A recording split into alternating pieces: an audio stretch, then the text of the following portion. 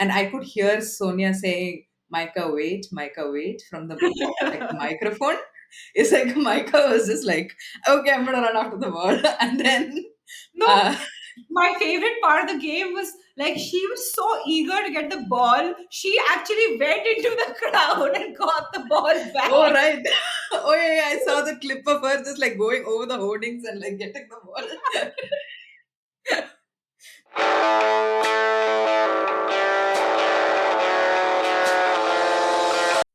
Hello, everyone, and welcome to another episode of All About the W. My name is Sky. My good friend, co host, resident football expert Ash is here with me. Hey, Ash, how are you doing? I'm all right. I feel like every weekend I say I'm still recovering, but that just is the fate of being a Spurs fan. Yeah, it's really the plight of being a Spurs fan. That is indeed true. How did the men do this weekend? They thrashed West Ham, but that's besides the point. Oh, yeah. I remember you referring to West Ham as a mosquito on another podcast. I Yeah, remember. they are. My God, it's just like, when you have a derby, whether it's the women or the men, when you have a derby against Arsenal or Chelsea, it means something, right? Like if you beat them, I mean, we're a little bit of a mosquito to Chelsea and Arsenal in the WSL for sure. But with West Ham, if you beat them, it's like, oh, whatever. And but if you lose to them, it's like you have malaria. Everyone, how can you lose to West Ham? You Right. know? So it's Yeah. just there's no winning. Whether you win or lose, it's West Ham. Yeah, fair enough, fair enough. So I think there is no other place for us to start but with Jonas Eidevall. News broke last week that last Tuesday, I think, that Jonas has resigned as the Arsenal head coach.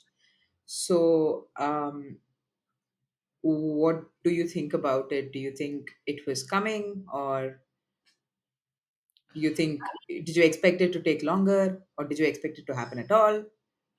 I mean, we did mention that maybe his job would be in jeopardy after that Everton game. I think everyone seemed to see that there was something that was not right. It's been a while since that 1-0 defeat that they had at Spurs, and on paper they should be beating all these teams, Spurs, Everton. They should be like thrashing these teams on paper, but just something about their goal scoring ability, because like their midfield is all right, their like defense is all right. It's just the like for goals win games. If your manager can't get your team to score, then you're going to be out of your job. Yeah. So I personally, I think that most Arsenal fans would be happy with the sacking. Hmm. Although I can't say as a Spurs fan. Yeah. No, yeah, I completely agree. I think it was, I think his biggest problem was the goal scoring, which is an issue that's continued from like the previous season. So not being able to rectify it is, yeah, that just became a bit of a problem. And I think probably even though he resigned after the Chelsea game, which personally I found funny, um, but I do think the final nail in the coffin for him was the Everton game. Like not being able to score against a team like Everton at home, who basically sit second last on the table right now. Um, yeah, you could see that the fans were really disappointed. And after the Chelsea game, the players looked really, they just looked so underwhelmed and just sad on the pitch. Yeah. And that's weird because losing to Chelsea is not that big a deal, like everybody loses to Chelsea. And game like a London derby like Arsenal versus Chelsea is like it's always fine margins. So there was something about the body language of the players. Yeah, I think yeah, I just have a feeling that he didn't have that dressing room anymore. He was not inspiring confidence. That's a sense that I got. And yeah, now Arsenal probably are on the hunt for like the new coach. We'll have to see how that goes. But yeah, I mean, largely it's something I guess you and I on the spot definitely saw coming, and most people did, given the expectations the fan base and the club has from that team. Yeah, I mean, Arsenal should be, the thing is, these small teams, right? I mean, it's not a problem to lose to Chelsea if you're beating all the small teams that you're supposed to beat. But when you build the pressure, when you lose to Everton, and then you have that Bayern loss, and like then you have Chelsea losing to Chelsea, it just the pressure just builds. There's just no like the steam's just like cooking, Yeah, yeah, it's like a powder keg waiting to happen, and yeah, like uh it's it's like stale, right? He's been there for a while, and it's a big club. It has a lot of supporters. I mean, I would argue it's got, like, say Barcelona, Chelsea, and Arsenal possibly have the three biggest supporter fan bases in the world, right? Uh, yeah, so you would think that there would be more pressure. In fact, I'm surprised it didn't happen earlier. Like, I think people were just like, yeah. let's give it the start of this season. Honestly, I am, for me, it's like the series of events. Like, it makes me wonder where Arsenal are in terms of like managing the women's team, like, the Arsenal, whatever, the club, right? Because, um, like, you lost Viv Miedema. Like, this Yeah, is something, honestly, I feel like they're gonna regret because they lost Viv Miedema. And we don't know what happened there. We yeah. don't know if Miedema just did not want to stick around anymore. Like, she had been at the club for quite some time, so maybe she wanted to change the scene, you know. And players do want that, right? Like, they want to grow and they feel like moving to another team is the only way to grow. And but it's just not a good look at all, like losing Viv Miedema. So because Getting her for we've free. never thrived, and yeah, for free, and to Man City, right? Yeah. Who's the And rival? Top rival. yeah, exactly. And then you sort of saying, oh, it's because, like, I mean, at least on the face of it, it appears that Viv doesn't fit into Jonas's system, and now you have no Viv. Man City has Viv, and you have no Jonas, and you're out of the title race practically. Yeah, exactly. It's yeah. But putting that aside, Renee Slegers is now the interim manager for Arsenal. How do you think that she did against uh, West Ham? I think there was a midweek game against Valarenga as well. I think it's too early to tell. We've seen her as the like interim manager only for 2 games. And in terms of style of play, obviously, they prep for this game a little bit in advance. So I don't see too many differences in terms of like style of play, because you can see Jonas's philosophy is still there, which is fair enough. Like, you can't like change how a team plays like overnight. That's just not possible. So I don't know. I think like one can sort of think of it as like a clean slate. At least players can sort of put the Jonas era behind them, even though René Slegers was his assistant coach, also was his assistant coach at Rosengard. Interestingly, she took over as Rosengard's head coach after Jonas left, and she won the league with them 2 years in a row before she came to Arsenal, which I thought was pretty cool. So she's somebody who has managed, like, maybe not a team as big as Arsenal, but definitely as a head coach, she has some experience as well. But yeah, I think honestly, in the first half of the game against West Ham, and it's a bit of a tough game for Arsenal, to be honest. Like, the last 2 seasons, this fixture they've not won. So 2 seasons ago they drew this fixture 0-0. It was a 0-0 draw. So there was issue then. Like, I remember like watching that game and thinking Arsenal, like, yeah, it's just one of those things when you look at a match and you feel like, oh, they're just never going to score. It's not going to go in today. It was one of those games. And last year they obviously lost this fixture, so I'm sure they were a bit, you know, nervous about it. First half seemed like very much the same. Like, it seemed like they couldn't score from open play, and they didn't. I mean, their first goal came from a penalty from Mariona. So yeah, I think like you said, it's the one thing that they absolutely need to work on is finishing.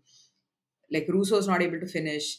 Blackstenius has not scored a WSL goal yet. I don't think either of them has scored a WSL goal, which is shocking. Like, That's mad.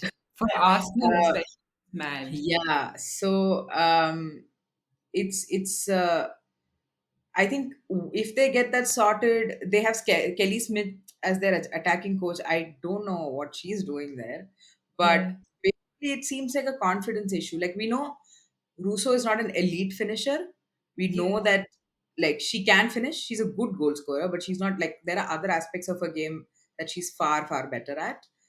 Which fair enough. Like if you have like goals coming from different parts of the pitch. Like for example, with Chelsea, if you look at Myra Ramirez, I don't think she's a very good finisher. Like she scuffs a lot of chances, but Yeah. it's her strength, it's her hold up play, it's how she can sort of accelerate and decelerate, like just like turn defenders, all of that. Because you have other people who can score goals, and I think it is similar for Arsenal. So yeah, it's just that front line. If they can just sort it out, I think they'll be pretty much a force to be reckoned with. That's my Yeah, opinion. like to me, honestly, it doesn't make sense that they're not starting Blackstenius because what the things that you're saying about movement and just creating, being a troublemaker in the box, that to me is Blackstenius because whenever she comes on, Arsenal just looks sharper, even if she does hasn't scored yet. I just think that I think she's provided a few assists and she looks like she's just sharper, in general. And Hmm. Arsenal just look better. And I will say this, um, you know, honestly, there was a comment on our previous video about how Arsenal failed to pull the trigger and just scored. Yeah. That's something that, like we've also been pointing out the fact that they try to do like this beautiful, what they think is beautiful football, and they make it too cute, Yeah, I instead agree. I of agree. going for it. And this game, I thought that they were a lot of the times they did try to pull that trigger. It's a shame that most of those landed in the hands of the goalkeeper, but there's no shame in trying, and they should be commended for that. It clearly shows they're trying to improve, and I Yeah. hope that like Jonas. I wish Jonas would have been a little more considerate. I feel like if he had resigned after this game, then they would have had the international break, just Hmm. a little bit of breathing room to sort of come up with a new name or to make all these changes. But Yeah. if they're going to go with Rene, I don't see the harm in giving her a shot, because it's Hmm. mid season, and it's not like the new manager who comes in will have the transfers to make their own team. Uh, Correct. Yeah. so it may be just, what do you think? They get a new manager or should just stick with the interim for the rest of the I season? think they will get a new manager simply because, I think the Champions League is still in their hands, and like Yeah. a good Champions League and maybe a good cup run is still on the cards for them. So considering that, if it was just like cups and they were like squarely out of the Champions League, then maybe it's fine to get like stick with Sluggers. But I Yeah. feel like because Champions League, there's still a shot. Like I feel like once they get into knockout stages, it's possible that they can go deep into the Champions League with the squad that they have. So maybe somebody with like a little bit of Champions League experience. I don't know who the somebody is, to be honest. Like, it's so funny when the conversations around who's gonna come in as a head coach. Everybody says Casey Stoney, Yeah. but like the funniest thing is that like watching, like I sometimes watch the NWSL. I'm not too familiar with it, but like San Diego way where she was at, they were really struggling to like score goals. And I mean, they were losing as well, but they were really struggling to score goals. So I'm like, wait, do you really want this person? Like, that makes no sense. I think Casey Stoney is one of those coaches, like, because she has WSL experience, everybody just says her name. Because when Emma Hayes left, the first name that popped up was Casey Stoney. Yeah. um, so yeah, I don't know, it's going to be interesting because yeah, I think it's going to be interesting to see who they bring in, but I'm very sure they are going to bring somebody in. Like, I don't think they'll stick to Reynolds Tigers. Yeah. Yeah, I hope they bring someone exciting in. I'd like to see a high goal scoring, attacking Arsenal. That would be good for the league. I mean, I would good, What great. has happened to you? Are you okay? What No, have you done with my friend Ash? for a neutral, I'm saying, not for a Spurs fan. Like, And for a Spurs fan, I hope they get relegated, but like that's not happening, Yeah, right? fair enough, fair enough. And okay, moving on. I feel like I've praised enough Arsenal for the starting of this day. Um, Chelsea versus Spurs. Our two teams. Sky, Yeah. what did you think? Okay, you know what? I'm just going to go first, actually, because I feel like Chelsea will get to gloat all they like. Kai will gloat all they want. So like right now, I feel like it's my turn to provide a defense before the offense begins. Okay, sure. Your First half. opening remarks. Yes, my opening remarks, first half. I did think, and this is a very unpopular opinion, but I thought that Spurs were the better team in the first half. I know that Chelsea had more possession, Chelsea had more chances, and they were 2-1 up. So that's a really difficult argument to win.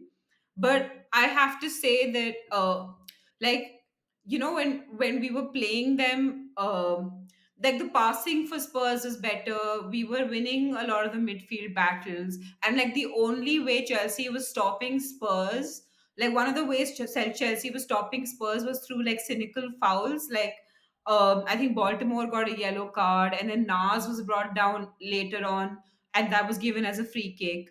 Um, and I think that when the opposition brings you down with cynical fouls, that means that they think that that's going to be a goal scoring opportunity. And I think that just speaks to how effective Spurs were in the first half.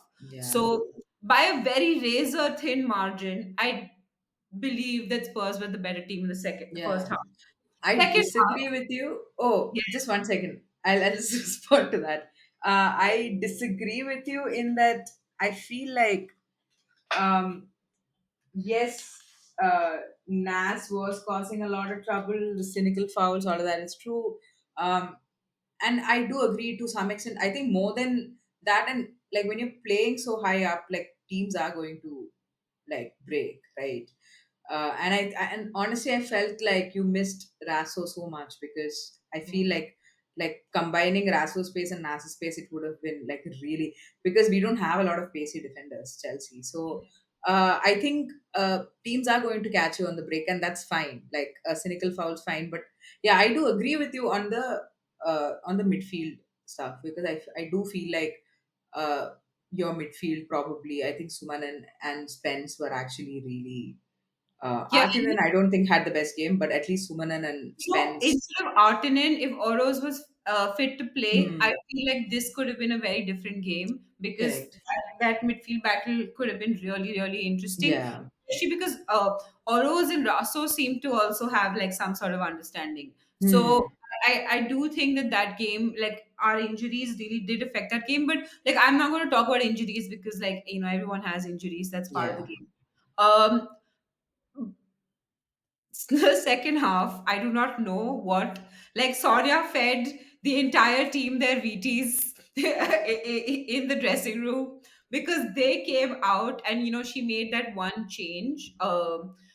She brought in Captain for Cuthbert, and I felt like that just like the midfield Chelsea midfield. I do not know. It wasn't like Captain's performance per se. It was just the Chelsea midfield as a unit. They won every battle. There was Yeah. not a single battle. Like, yes, Spurs went once or twice on the counter, but in the midfield, there wasn't a single battle Chelsea didn't win. Yeah. I can't. I mean, I fail to recollect any midfield battle that Spurs Yeah. won. And that just we just capitulated in the second half. It was just a it was a, it went from being a really fair game to a thrashing. I do think we were still in it Yeah. like until the third goal was scored. There was a brief moment of time where we were still in it, even though we started so terribly in the second half. Yeah. But uh, but yeah, I think that by the 70th minute or so, the game was just out of our hands. Yeah. Yeah. I mean, Completely. I have so much to say, but I will commend Spurs for being 4-1 down. And instead of trying to sort of like lose respectably and play defensively, they were still trying to go out and score and Yeah. win. I think that's commendable. Yeah, I agree. I think, like I saw that. uh, Buchanan foul on I don't know who, but that gave the free kick for that Sumanan took. That was like another like attack that they had just broken on Chelsea, and um, yeah. So I agree with you in terms of I'm actually a little concerned about um, Spurs is like conceding goals in the second half. I don't know if you've Yeah. noticed this pattern, like conceding late goals, like conceding, I think, a late penalty against Liverpool, that game that you lost. I suppose Beth England did score the late equalizer against Villa, but this second half capitulation in this case, and maybe like like a little bit of loss of concentration, maybe I don't know, is it like a Yeah, concentration issue, a fitness? lapse in like the whole team, there'll be like a 10-minute period in the game where the whole team just switches off. And I Hmm. don't think it's a fitness issue because, like Rob is one of those coaches who really like puts fitness really high on the importance meter. Right. So that Spurs team, like they will run into the ground, like they're fit. They're Right. definitely fit. Yeah, they Um, did work on it a lot in the summer. I yeah. I think I read somewhere that like Willaham was trying to prioritize fitness Yeah, in the summer. he's Yeah. he's very like modern day manager. You have to be Hmm. fit to be even considered, that sort of thing. Yeah. Um, and like Hmm. his one comment in the summer about when we were preparing for the season was that the fitness of the players needs to be at that level where they can play my football. So he was just like, Hmm. I can't even execute a system if these players are not fit. And so like Hmm. that's his number one priority, like Yeah. forever. I will say this. I think Spurs, like a lot of these defensive errors, are down to playing out terribly from the back. Hmm. And for me, part of that is having Spencer as goalkeeper. Like Hmm. Spencer out. I'm sorry, Rob. You knew in the summer that she's not going to cut it. You needed a better goalkeeper. You didn't get anyone. You sold like Botikova, you sold her, and like I don't understand what the logic is here. Like, why do we have this goal? If you want to play out from the back, get a goalkeeper that can play out from the back. And both also like both of those.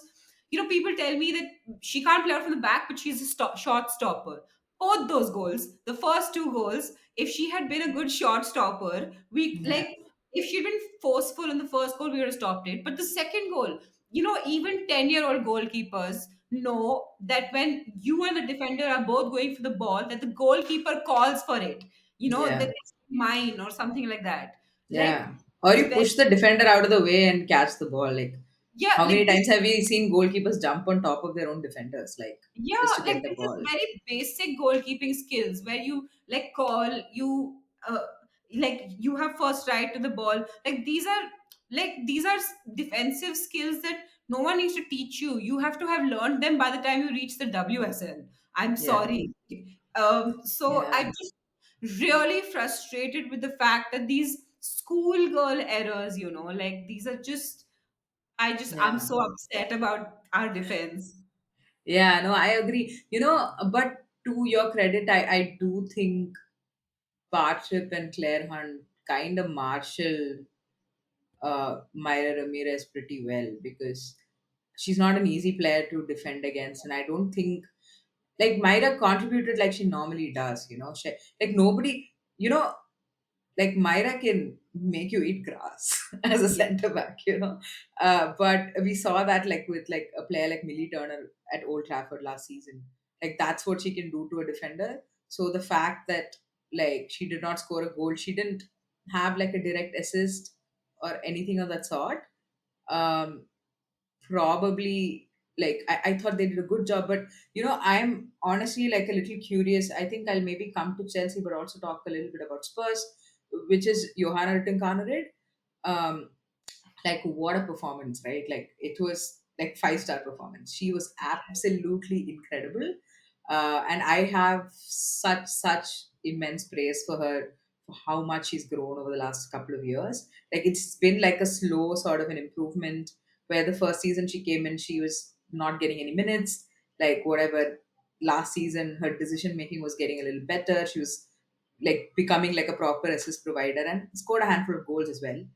But man, she's started the season like she's flying. Literally, she flew and scored that goal. Oh my god, what a finish, man!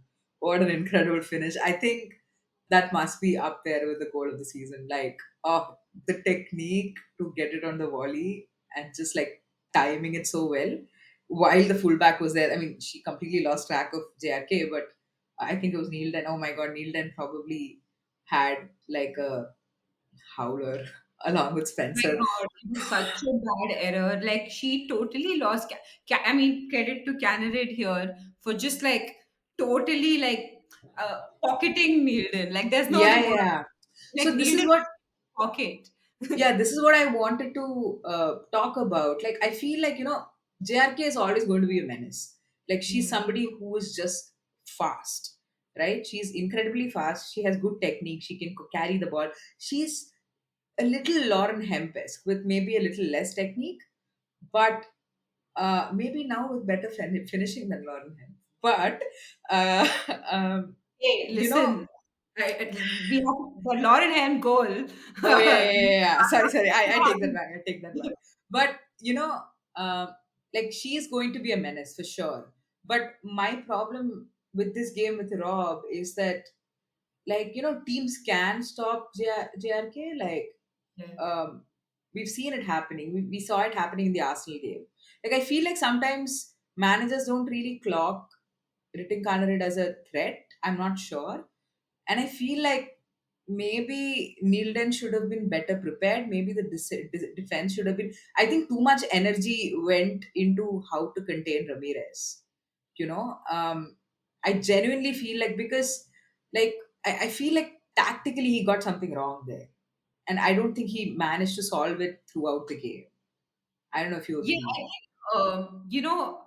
it this was a more of an in-game management problem for me because the first when you saw a candidate getting past Neilden for that first goal, then somebody should have been instructed to back up Neilden because clearly it was obvious that Neilden was not able to deal with candidate on her own, or you could Yeah. have up the fullbacks and put Ash Neville on this side and Neilton on the other Hmm. side.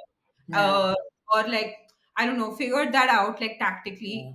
It was an in-game management problem because sometimes, when you're playing your own game, it's very hard to predict what you're going to do defensively against the opposition. But you Yeah. can see when they're doing something in within the game, and you can change things up. And Yeah. our fullbacks have, Ash Neville has been great this season, but like for the last 1 or 2 seasons, our fullbacks have been the problem. Yeah. In terms of like this tactically, strategically, qualitatively, in every way. Yeah. Because I don't think there's much wrong with Bartrip and Hunt, like you said. So I Hmm. do think that, like a lot of the defensive errors, like Canada was a terror on that side. Like on Yeah. that, like she was just tearing it up, even Yeah. after the first goal. So I do think that it was an in-game management issue. Yeah. She's just a player. Like she's just like I don't know. She's just like very confident right now. Like she's playing with a lot of confidence. I think other things about Chelsea, I felt like Hamano also had a great game, which is very nice to see because like there's a lot of competition for that position. Like, but the two other competitions are Lauren James and Kat Macario, who are both out with injury. But the thing that I like about Hamano is how deceptively strong she's tiny, right? But you can just see her body flares, which is always nice to see. And I think she's just super creative. And she's young, right? She's a lot of energy. Her off the ball work is also really, really good. Like she presses well. Like she was leading the press. I don't know if you noticed, but she was just, and I could hear Sonia saying, Micah, wait, from the like the microphone. It's like Micah was just like, okay, I'm gonna run after the ball, and then, No, uh, my favorite part of the game was like she was so eager to get the ball. She actually went into the crowd and got the ball oh back. right, oh yeah, yeah, I saw the clip of her just like going over the hoardings and like getting the ball.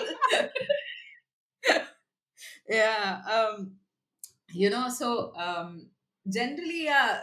it's been a good block of games. I mean, not dropped any points.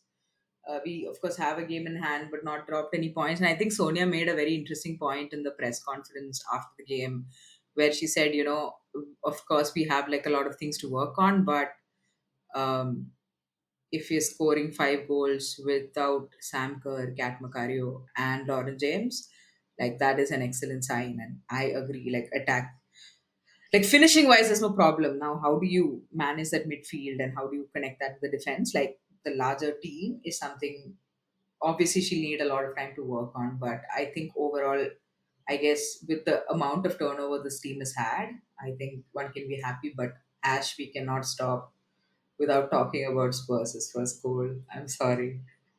Was that? I mean, there's no point in even asking, was that a goal for you? Because you can't tell. I can't tell. But my God, what an absolute disaster.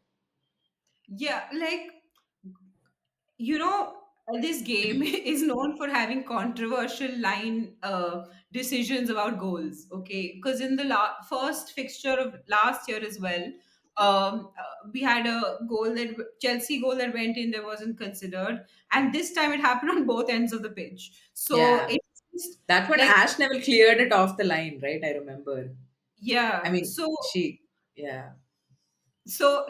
Like to me, it just feels like this game is the perfect representation of why the WSL needs goal line technology. Like, it's not even like screw VAR. People keep having this conversation about women's football and VAR. I'm sorry, what we need is goal line technology. It's not subjective. It's very easy to implement. It doesn't cost a lot of money.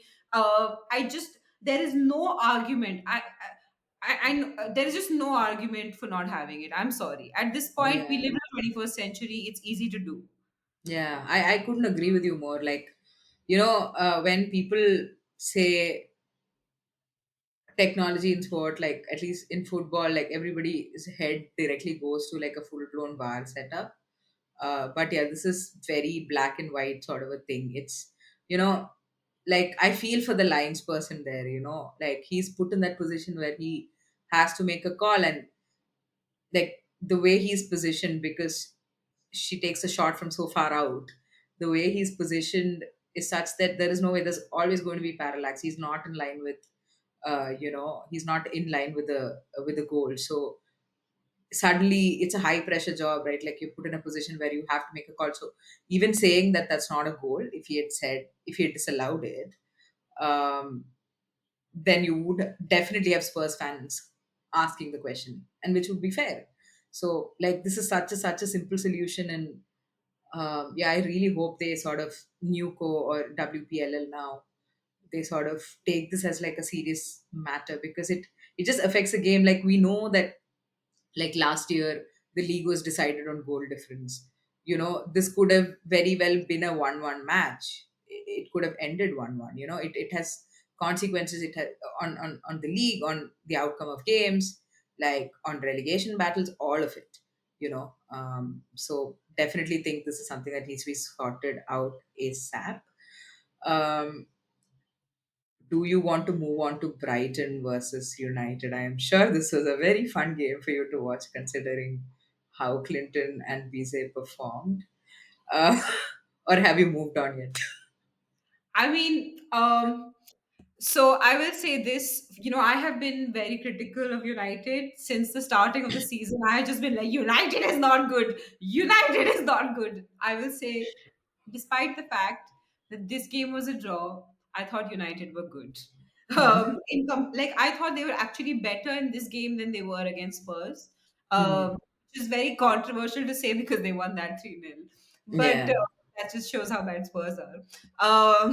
But that um just that channel, with Bize and Clinton. I know that Bize is there because of an injury, but like that channel and that understanding between Clinton and Bise is just it was just magic to watch. It was, and like United were like for the most part dominant in the first half. The second half, Brighton got their act together, I thought, but in they were wasteful in front of goal. Like they were not they lack that killer instinct.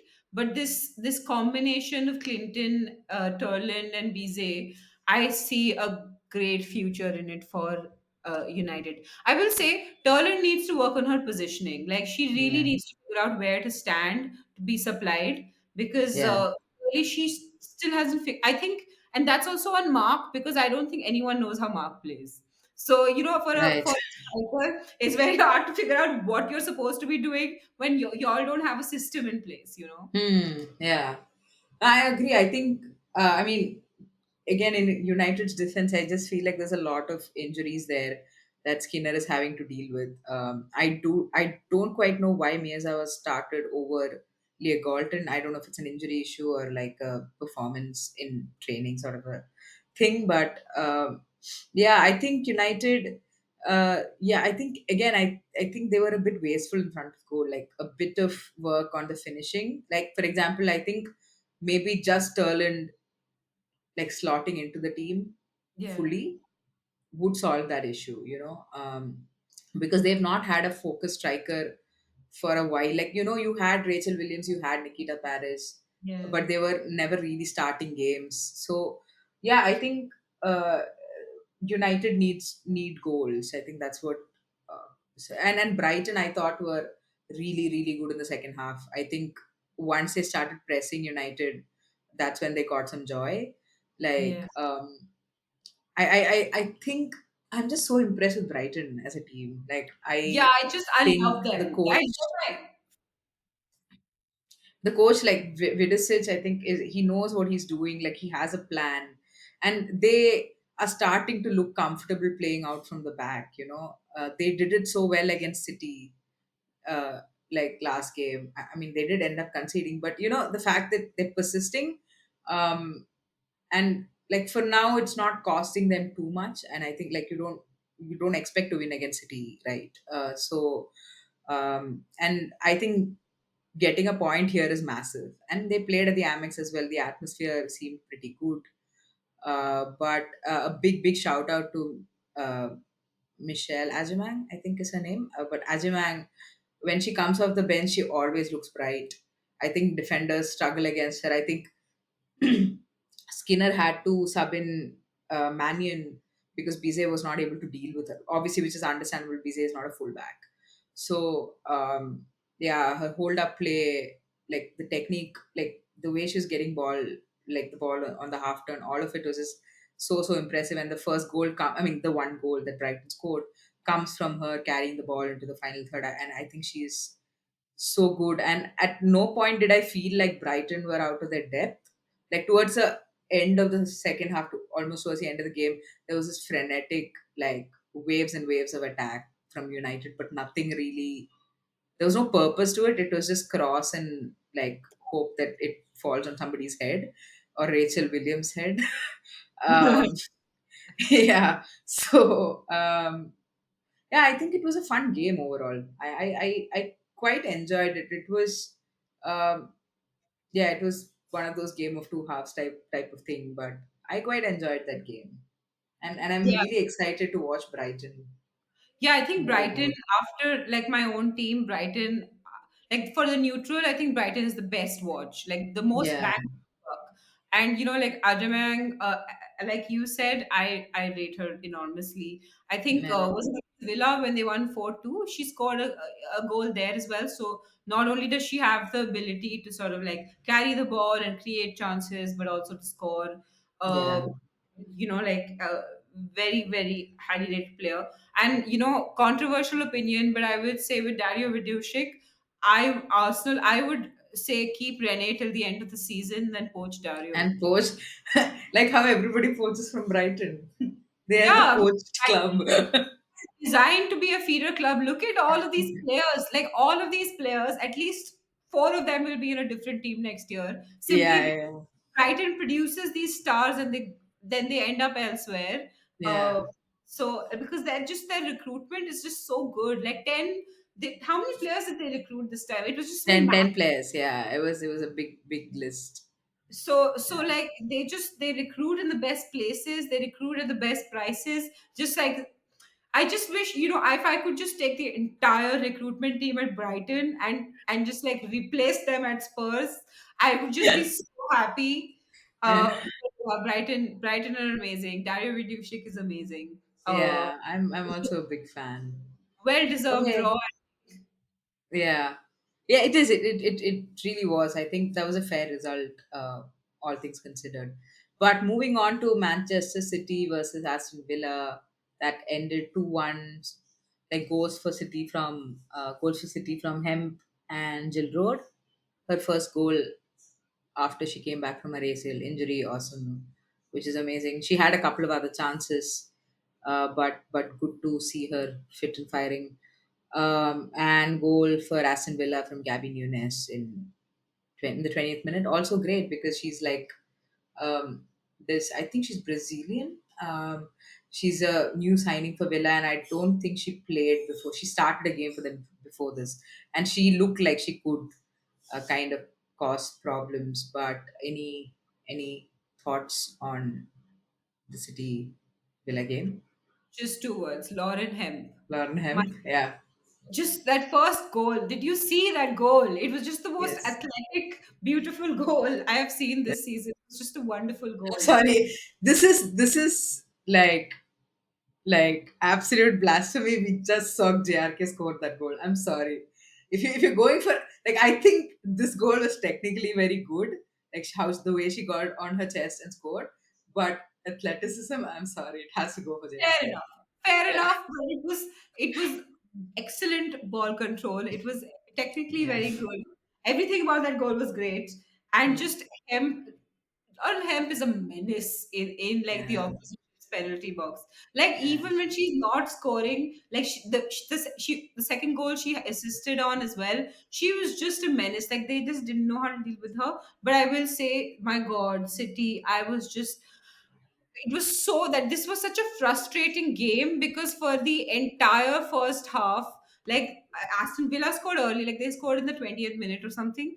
And then since then, it was just this frustrating game of like City yeah, coming at them, droves, swarms, like think yeah, of plural pronouns, and like all of them would come to mind. City were just yeah, all in their business, yeah, yeah, yeah, yeah. could not score, and I was getting like, if I was City fan, I would be killing my team right now because I was Yeah. just so frustrated, and I'm not even supporting City. Yeah, I know, I know. I think it's that thing, right? Like I feel um like I don't know. Lauren Hemp does look really good. I think like she's gotten like a lot more confident in her ball carrying. She's cutting inside a lot more. Like if you see her play for England, like sometimes she's such a touchline. At least she used to be like such a touchline hugging winger. Like she would just cross. And I feel like she's coming off the right once in a while, which whatever Taylor has a kink of like switching wingers. And it's like, you know, I just feel like she's doing really well, and you have like such a big threat like Bunny Shaw in the box. But yeah, I don't know. I think it's going to be interesting to see um, how that front line sort of works, because the right hand side seems a bit iffy right now. Like Fowler is an excellent player. Like she can score beautiful goals. But it feels a bit off balance. But yeah, I mean they're doing well. They're winning games. They're scoring goals. It's fine. We'll be Yeah. fine. We will all be fine. But Yeah, okay. yes, The one is fine. Yeah, I know.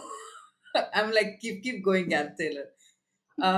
No, but the other results from this last weekend, Liverpool versus Crystal Palace finished 1-1. Go Palace. Very interesting. Their Yay. goals from Capox and Katie Stengel. And Leicester Everton finished 1-0. So Everton still without a win. A goal in the 8th minute from Yuka Momiki. Um, I think we after this first block of games where we are at is bottom three. We have Everton at like way at the no sorry West Ham way at the bottom. Everton, Villa all at 2 points. There's just a goal difference that separates them. West Ham is at the very bottom of the table. It's going to be interesting to see how it plays out, because I honestly, looking at this, Villa are doing well. I think they're just struggling to get results, if that makes sense. I feel like they are performing, I think, similar at a similar level to Spurs. You know what I'm saying? But they've just not got. Honestly, I think they're more organized than Spurs are. Like Yeah, in terms of coaching and organization, like I feel like the team understands their role. Everybody in the team understands their role. They just have everything sorted. It's just that they can't score. Like if they had even half the goal scoring ability that Spurs does, yeah. uh, then they would be much higher on the table. I think. Yeah, I think a difference, I suppose, is also that Spurs have played Crystal Palace, and they played them on the first game of the season, I think, Yeah. which obviously, like, Crystal Palace are like getting more used to the league now. So, like, for example, Chelsea playing Palace, beating them 7-0. I don't Yeah. think any other team is gonna do that Yeah. anymore, because they're just gonna get used to it. So there's that bit of difference, but we'll have to wait and see. West Ham and Everton, like, the reason I say I worry for Everton is because what West Ham did last year to sort of get out of that relegation battle was just to sign a couple of players in January. And I worry that Everton won't be able to do that. We know why. Yeah.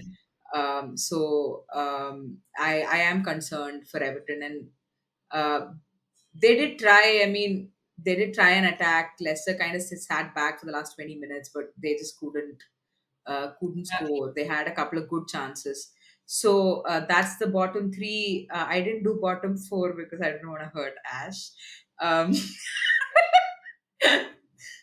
but okay, we have City on top with 13 points, Chelsea in the second place with 12 points, and United sitting third on 10 points. Both Chelsea and United have a game in hand, that game that was postponed. And Brighton are in fourth with 10 points. So that's where it stands at the end. And obviously, the league goes on international break now. And Ash and I will be back next weekend with some exciting content. Yeah, we are actually super excited for it. We'll put out some messages and some stuff up on our socials to promote not the event, the episode. So yeah, keep your eyes peeled, and make sure you subscribe to our channel, like our videos, leave comments. Yeah, we'll catch you all soon. Bye. Bye bye.